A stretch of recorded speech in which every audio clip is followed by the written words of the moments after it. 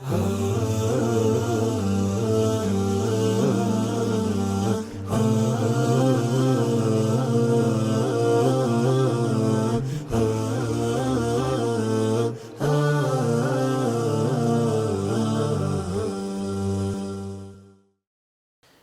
لله رب العالمين والصلاة والسلام على سيد الأنبياء والمرسلين وعلى آله وصحبه والتابعين ومن تبعهم بإحسان إلى يوم الدين وبعد.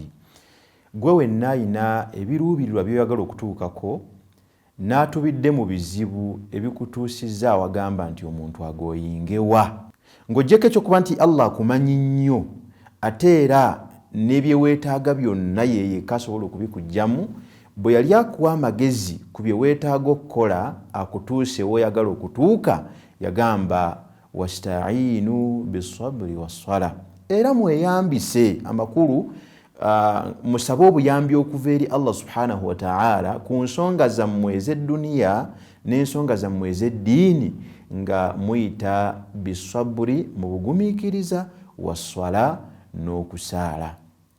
Yali nkola ya Nabi Muhammad sallallahu alayhi wa sallam nga bwe kyajja mu hadithi nga atunyumizibwako nti kaana idha hazabahu amrun, bwe yabeeranga n'ensonga yonna yonna emuguddeko ekiyiifuyiifu yalinga fazaa ila ssala, yayanguyiranga mangu n'agenda okubeera nti asaala. N'olwekyo esswala abantu bangi tugigayaalirira naddala mu biseera we tusinga okugyetaagira.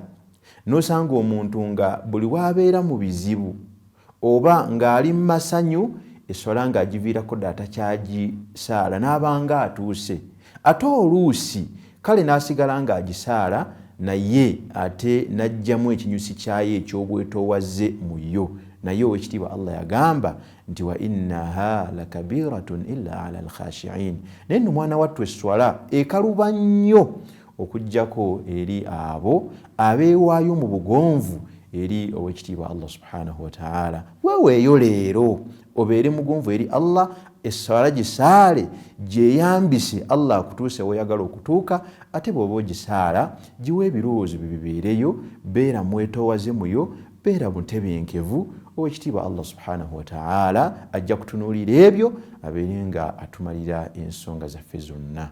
Assalamu alaikum.